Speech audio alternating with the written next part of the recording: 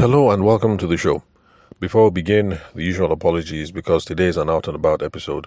In fact, I'm in the middle of market runs and it's going to be a tight day today, so I figured let me just make the podcast episode real quick. But at least I wound up the windows, so that should minimize some of the noise in the background. People driving by, people haggling, people selling their wares, and all that good stuff. So today's episode is going to be a random one. I don't have one topic in particular that I want to discuss. Some stuff. How do I put it?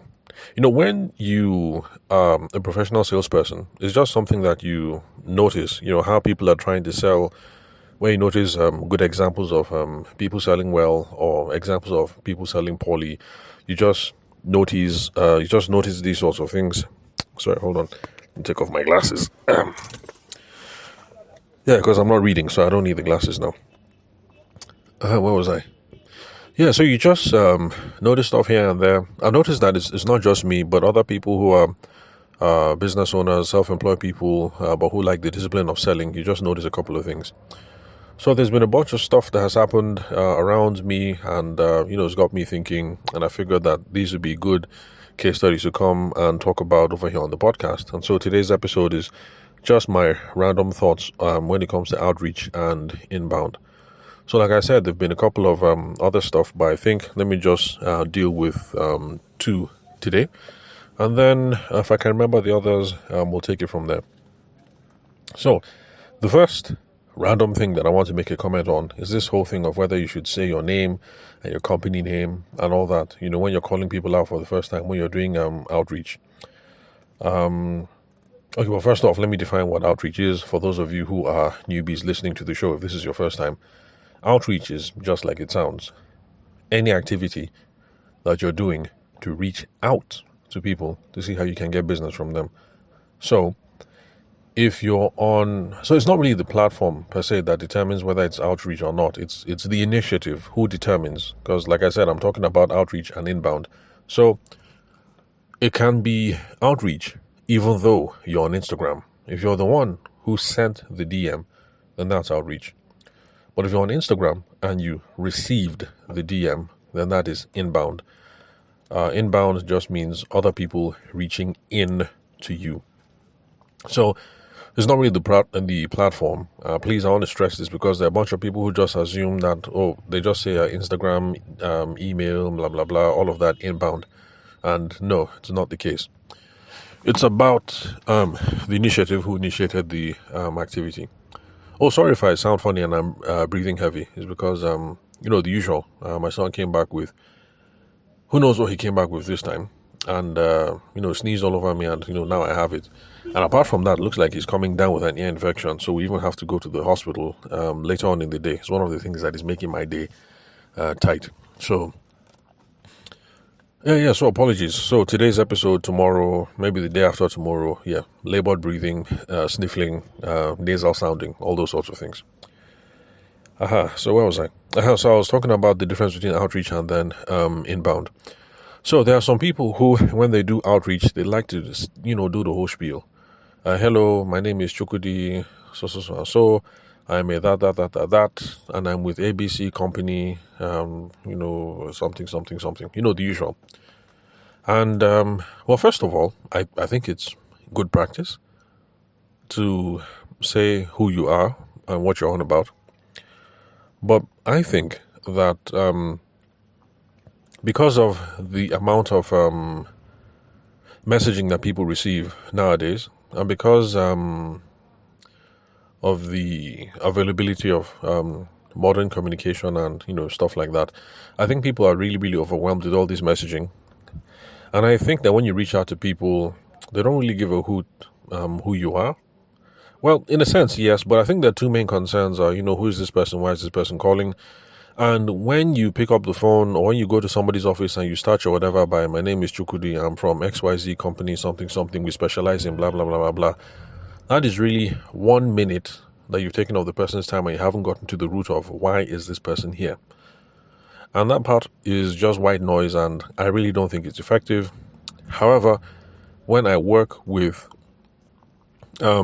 people, depending on where they're at, sometimes I just let them do it because it's a crutch. If you tell them just do without it, some people find it inconceivable.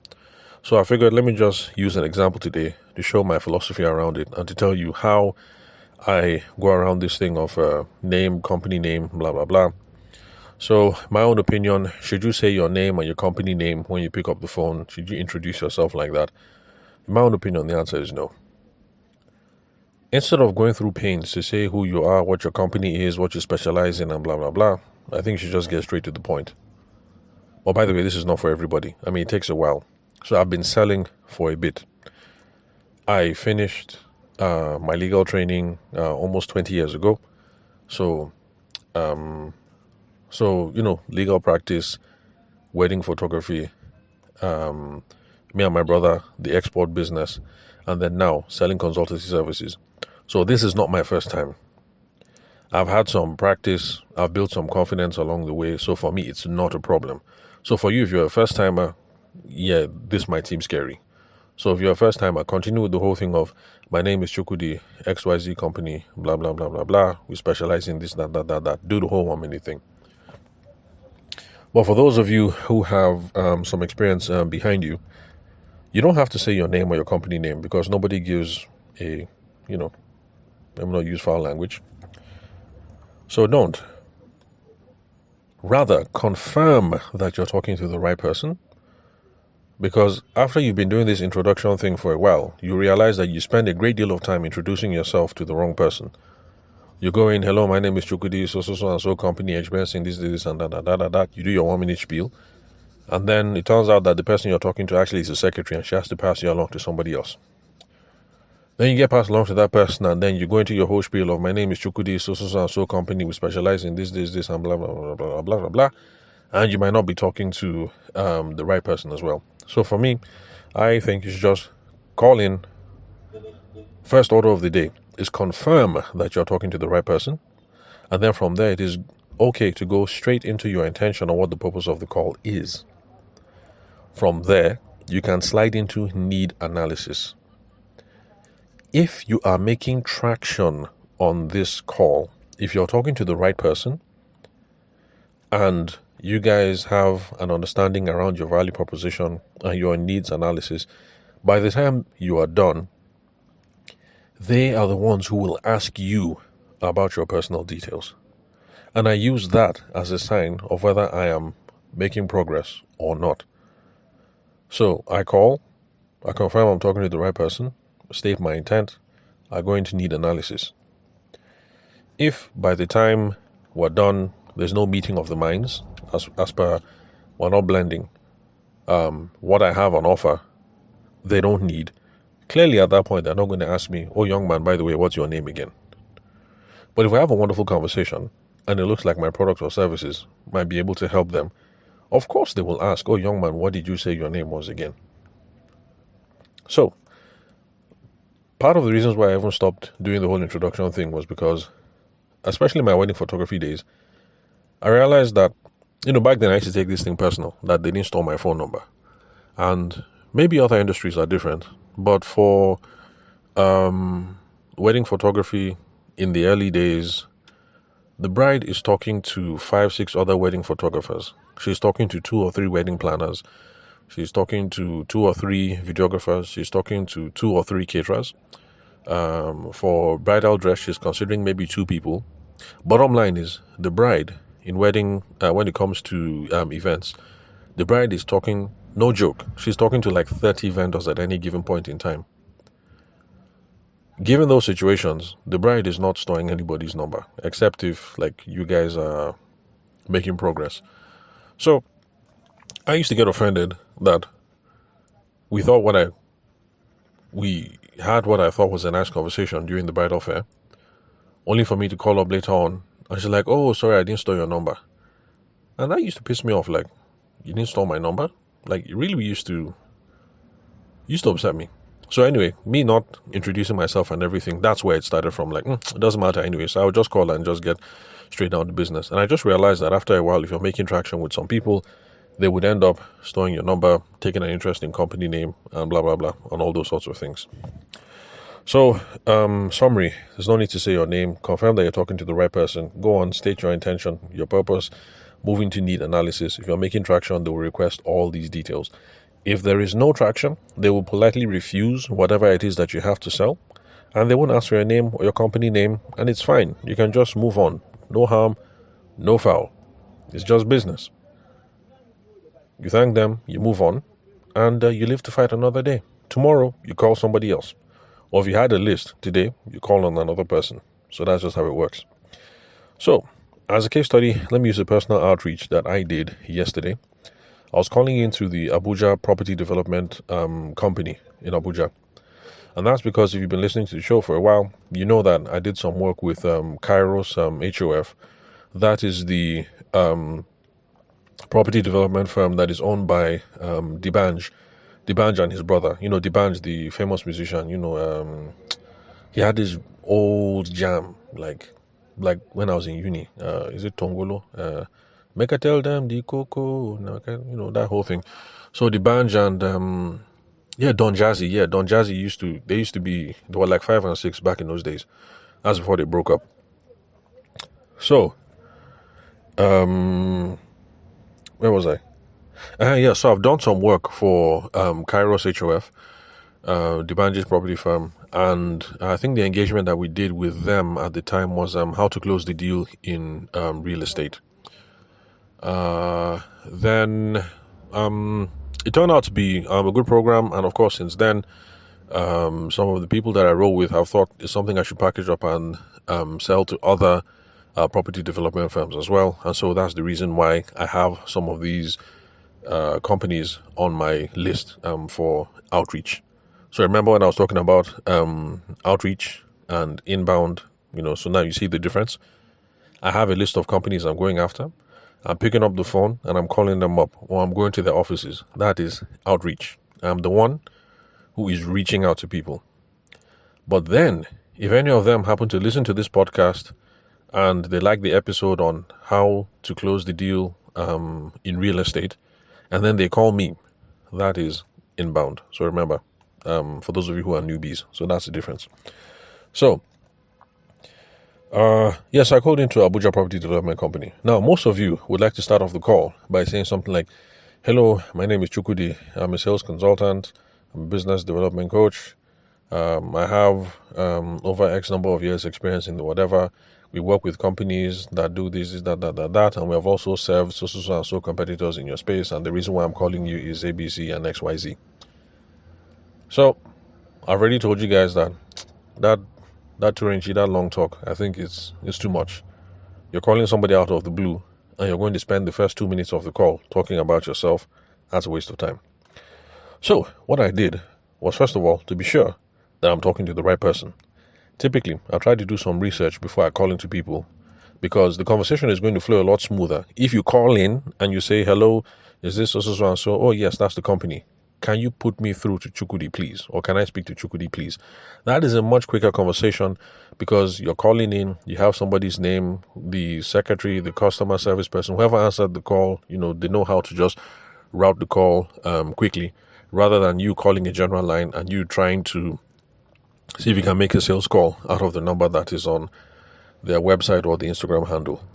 But unfortunately, for Abuja Property Development Company, when I just did my basic research, I checked this website. I had a bunch of phone numbers there. And it's something I've been talking about on the podcast. Like, guys, really, there's no point in you having 10 numbers up on the website if only 2 of them are working. There's no point, really. You're just frustrating people. And the average person, I think, might call the first 3 and like, "Whoa, these people are serious," and then go and call somebody else. Anyway, they didn't have 10. I think they had more like 7 phone numbers. And I had to get to the 4th number before I got one that was working. So for those of you who have websites and you've been piling on numbers, look, don't pile on numbers. There are 3 services. I'll say there are 3 or 4 services in Nigeria. There's MTN, there's Etisalat, there's Glo, and there's, what else? There's Airtel. Sorry, not Etisalat, 9 Mobile, so that's 4.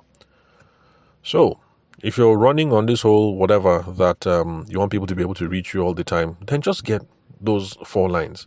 Let it be 4 numbers: an MTN number, an Etisalat number, an Airtel number and whichever one the fourth one is. And then that's it, full stop.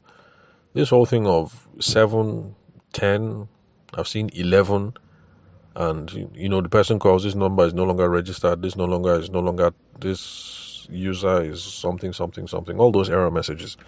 So stop stacking all those phone numbers. So anyway, I called and eventually I got through. And so step one, confirm that you're talking to the right person. In this case, I did my research. I could not get anybody's name. So I asked to speak to someone in the sales and or marketing division. And then the person is, oh yeah, sure, no problem. I can do that. But before I do so, can I have the nature of your call? Why are you calling? I'm paraphrasing because, I can't remember. It was yesterday. And, well, anyway, yeah, so what's the nature of your call? I said, all right, sure, no problem. And then I went straight into my intent, which was, how did I put it? I didn't write it down because, at this stage, I don't write down all my sales scripts. I'm good enough to freestyle and run from memory because I've been doing this for a while. But basically, I must have said something around, I'm calling up property development companies to see if they have any problems with sales and marketing processes and to see how I can provide free solutions for that. And yes, I say free deliberately. The whole point is that I want to be able to have an audit conversation with whoever it is that is the decision maker. And if the audit conversation turns out to be a valuable one, from then I will be able to now make a pitch or a proposal about how we can work in some paid engagements. So that's my scope when calling into these sorts of people.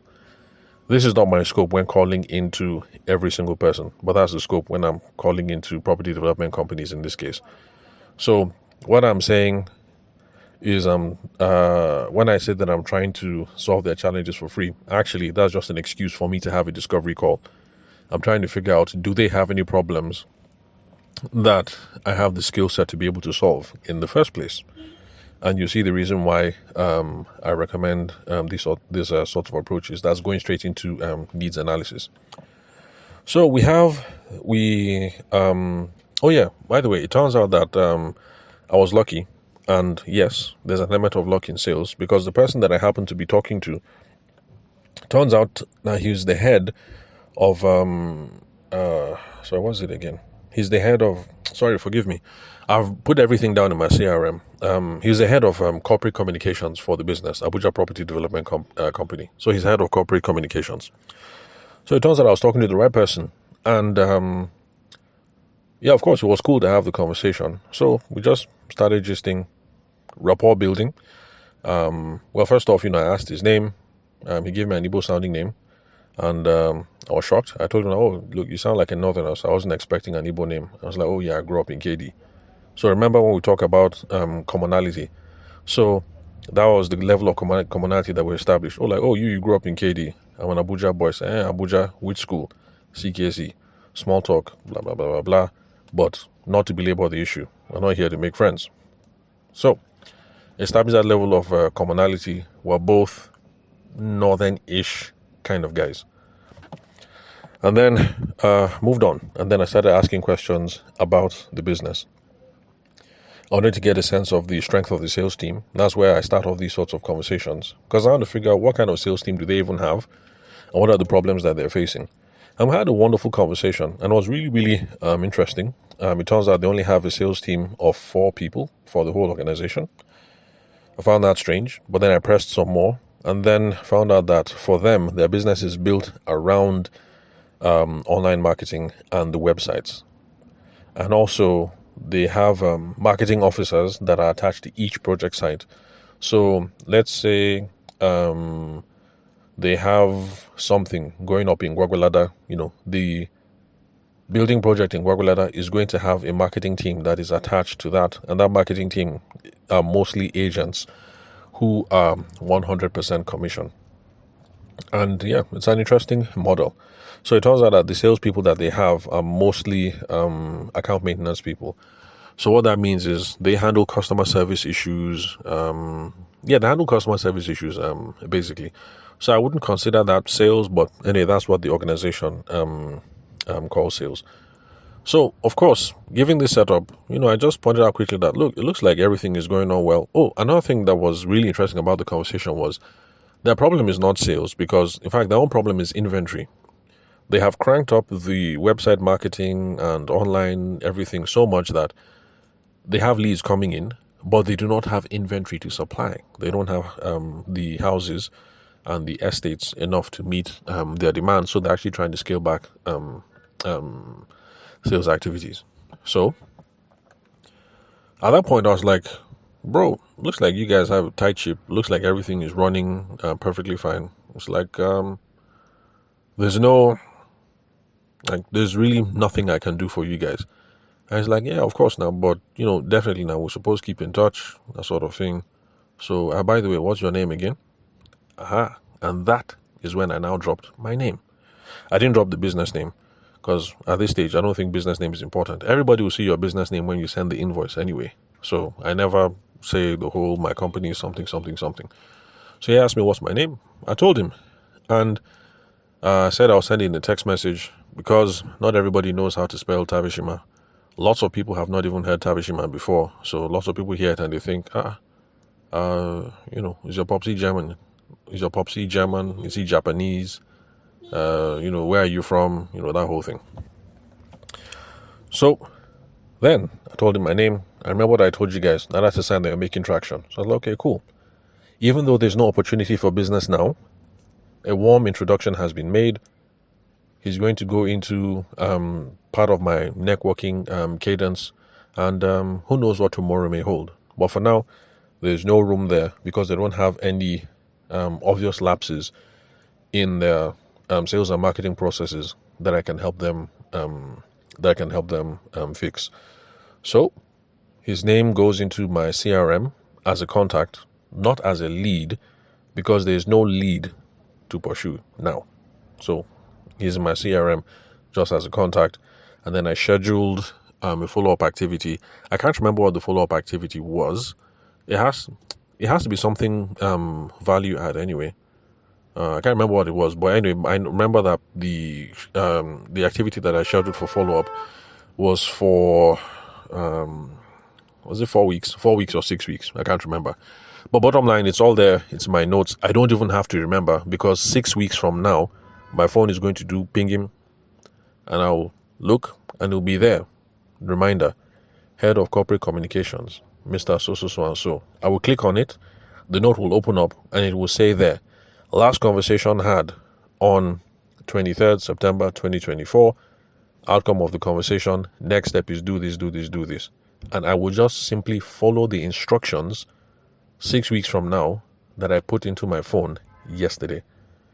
You see why I've been telling you guys that having a CRM or using your phone as a CRM is one way that we can grow our businesses. We cannot remember everything. I had a conversation with this fellow yesterday. I'm trying to run it from memory now, and clearly I've forgotten a lot of the details. But 6 weeks from now, a reminder will come up on my phone with all the key details I need to remember. Who it was, who I spoke to. Since I ran the call through the CRM, it will even show there, how long the phone conversation was. And most importantly, the next steps that I need to take as part of my networking sequence. Because remember, in this case, there's no deal. It is there. So please, the episodes that I've made about using a CRM or using your phone as a CRM, please, you guys, pay attention to that. Check YouTube. Put my name there, Tabishima. Type in CRM. All the episodes I've done around that. CRM is just customer relationship management or client relationship management tool. So it'll come up and then it'll help guide you. So, so this is just one example about how this whole thing works. Now, if you're new in business, I understand it is going to sound scary. But for those of you who've been doing this for a while, you've been running things 2 years, 3 years, 4 years, give it a try. Instead of that whole 2 minutes, my name is Chukudi, so, I am the best, I'm the brightest, I'm the greatest, ABC company, so and so incorporated this and blah, blah, blah, 12 years of experience. That whole too many things, just cut it out. Be sure that you're talking to the right person. In fact, if you do small research, you check the LinkedIn handle, you check the website, and you know that the person you're supposed to call, speak to, is okay, let's say you sell, let me see. Okay, I'm next to a bookshop right now. So let's say you sell stationery. If you go and check their LinkedIn and you see who is the head of procurement, I think if you sell stationery, the person you should be talking to is the head of procurement. If you get the head of procurement's phone number and the lady's name is Ngozi Ehenacho, it will really, really pay for you to just simply pick up the phone, call in. Don't do the whole I am this, that, my company, something. Just call in. Hello, is this ABC construction company? So yes, it is. Please, can you put me through to Ngozi Ehenacho? So okay. You have a much more promising conversation. That way, if you call in, you have a specific name, you tell the person will route you. Most likely, they'll want to know what's the purpose of the call, and you just tell the person, and you're going to have a promising conversation that way. So confirm you're talking to the right person, state your intention, go straight into needs analysis. If it looks like there is room, then the next step is you're going to schedule a meeting where you guys have a Zoom call, or you go to their office, or you get them to come to yours so you guys can start exploring the problem in some more detail. So that's part of my random thoughts when it comes to outreach, and the reason why I say please cut out that whole too many thing of saying your name or your company name, how much experience you have and everything. Just be sure you're talking to the right person. Go straight into the meat of the matter. Then, something else I wanted to talk about. This one is inbound related. Oh, it's almost 30 minutes. Okay, let me just wrap this one up quickly. So on the inbound front, this is because of that friend of mine who is looking for a tax or accounting specialist. Now, eventually, the accounting people got back to him, and the conversation started off with, what do you want? So I want to address you people who start off the conversation by saying, what do you want? Because I've run into some of those people myself, and I don't think that is a very helpful way to start off the conversation, especially when you are in a complex sale. If you're a carpenter, you can start off the conversation by saying, what do you want? But if you sell legal services, or if you sell accounting services or business consulting services, what do you want is not a helpful way to start off the conversation when somebody calls you inbound. Because when you're dealing with complex sales, the customer does not know what they want. They have a hint, but they don't know what they want. It is you who knows what they want. So, if you call up someone and you ask, if someone calls you up as a lawyer and say, what do you want? The person doesn't know. If it's a landlord-tenancy thing, I guess the landlord just wants the person to leave the house. But you as the lawyer, you're the one who knows that, okay, you need to follow this legal process, you need to send a letter first, or you need to go to this court, or you need to do this, or you need to do that. And you're the one who has the professional knowledge. So just start off the conversation by, well, first of all, you have to take the initiative. This whole thing of throwing the ball into the customer's court is not going to help when you're dealing with complex sales scenarios, because they don't know what they want. They're kind of confused. So just use open-ended questions and then try and lead the conversation along with you exploring with questions and with insights. So you can start with open questions. One of the questions that we explored in the past is this whole, how can I help you today? So when you start off with how can I help you today, the person is going to go into the whole story of the person is just going to give you the whole story, and as the customer narrates the story, because you're the professional, you're now going to be able to ask particular questions to narrow down what the next step is going to be.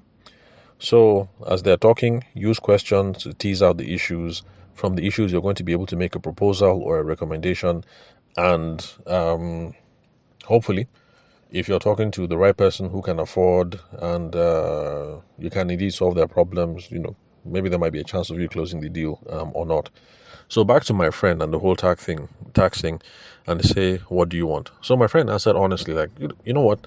I really don't know what it is that I want, because I know nothing about tax. This is my background. I used to run this company. This is what we did. I know that we filed this and this before, and now I'm into a new thing. And I want to comply now. So, Oga, what do you think? So that's how the conversation. That's how the conversation went. So, um, how do I put it? Oh yeah. So that's how the conversation. That's how the conversation started. And because my friend is also in the sales space, he was one who took the initiative for leading the conversation along, and they were able to come up with an action plan about what needs to be done next. But don't count on the fact that your customer is going to be able to take the initiative all the time. You are the one who should be taking the initiative. Just start off with open-ended questions. How can I help you today? Let the person say the whole story, and then you ask questions to try and narrow down what the problem is, and then you lead the conversation. But summary, let me just put it this way, since we're already at 30 minutes. I've been saying time and time again on the podcast that we should always pretend to be doctors. No matter what you do, pretend to be a doctor. If you're a lawyer, pretend to be a doctor. If you're a carpenter, pretend to be a doctor. If you sell catfish, pretend to be a doctor. If you sell cement, pretend to be a doctor. And this is why. Because the doctor consultation model is the best way to run a sale. Because a doctor will never say, okay, welcome, young man, sit down. What do you want? A doctor will never ask you that. Because the doctor knows that you know nothing about your body, the whole system, how it works together. The doctor will say, okay, how can I help you today? Or is this a follow-up visit? Or, something, all this general whatever. Then you will now start telling the story that, oh, my head is paining me, my leg is paining me, blah, blah, blah, this and this and that and that. You're the one, the doctor, who now asks all the relevant conversations. At the end of the day, will say, oh, okay, yes, we know what the problem is. The problem is your left testicle. We have to operate and we have to remove it now. If you leave it to the guy himself, the guy will not know that, pain in the head and pain in the leg, that the problem might be in the left testicle. By the way, I'm just making stuff up. So the doctor doesn't say, what do you want? And then try to give you what you have said. The doctor will listen to what you think the problem is, but the doctor will ask you questions and come up with his or her own recommendation about what it is that needs to be done. So it's the same thing, no matter what it is that you sell. Just pretend that you're a doctor. So if you sell tax services, it's not a matter of what do you want, because like I explained in that episode, for tax, accounting services, legal, there is you can sell compliance, or you can sell, there's compliance, what again? I can't remember, because I've been out of the field for a very long time. But you sell, okay, there's registration, there's compliance, there's monitoring, there's different kinds of services that you can sell when you're in that space. So you don't expect the person to say, oh, okay, I need compliance services on something, something, something, this and this and that and that. Ask the questions, let the person tell the whole story. You're the one that will now say that, okay, based on what we said so far, I think the main problem that you're facing is this, that. Is that correct? The person will say, yes, or maybe no. You ask some more questions. Eventually, you're going to be able to narrow things down, come up with a specific proposal based on what we've heard. I think the next action is that we should do it like this, like this, like this. How do you feel? So, okay, yeah, I think that can solve the problem. Okay, based on what we've discussed so far, to solve this problem, we can use either options A, B, or C. And it should cost anything between 2.5 M and 3.2. Is that something you're willing to invest in today? And then you keep quiet and then you hear what the person has to say. The money qualification part, really, really important. Part of the thing that helps you know whether you're dealing with a serious buyer, in quote. Because in Lagos, and then when I got to Abuja in the wedding photography space, I noticed that vendors used to say those things a lot, like, don't mind her, she's an unserious bride. So help you know whether you're talking to a serious buyer or not. But anyway, I've been waffling over I've been talking too much. Let me just bring it to a close. So my random thoughts on outreach and inbound today basically is, when you are reaching out to people, there's no point in introducing yourself and your company and years of experience and everything. Be sure you're talking to the right person. State the reason why you're calling. Go straight into needs analysis. If there's room, then fix an appointment. If there's no room, say thank you very much for your time, and you end it there. There's no point. Tomorrow you'll call somebody else. Then if it's inbound, don't ask the person, what do you want? It's not helpful. Open-ended questions. How can I help you today? For those of you who are Instagram vendors, have you seen anything on the site in particular that you like? And then you start the conversation from there. So if it's the whole pajama thing, the woman who sells pajamas, because my wife likes to buy pajamas around Christmas pajamas. She always buys for the kids. She never buys for me. I mean, women, you should buy stuff for your husband. It's not nice. Yeah. So, is there anything on the site that you're seeing that catches your fancy? Okay, nice, good color, that color. Oh, by the way, how old are your children? Or are they boys or girls? Oh, okay, boys. Okay, for that, we would also recommend this and this and that and that. That's how you drive the conversation along. So, yeah, so that's it with my random episode today. You know what? I think I'll just go back to answering questions tomorrow. Perhaps these random rambling episodes are not the best use of your time. Okay, so thank you very much for your time and attention. Please connect with me on LinkedIn. The name to look for is Tavishima Ayede. You can confirm the spelling of my name from the link where you're listening to this episode. Then also connect on WhatsApp. The phone number is 080-6466-2140. Country code is +234. So thanks for your time and attention. I'll catch you guys at the next episode. And don't worry, I'll try not to make too many rambling episodes. I think to be on the safe side, tomorrow we'll just go back to answering questions so that episodes are much more focused and less rambly. So I'll catch you guys at the next episode.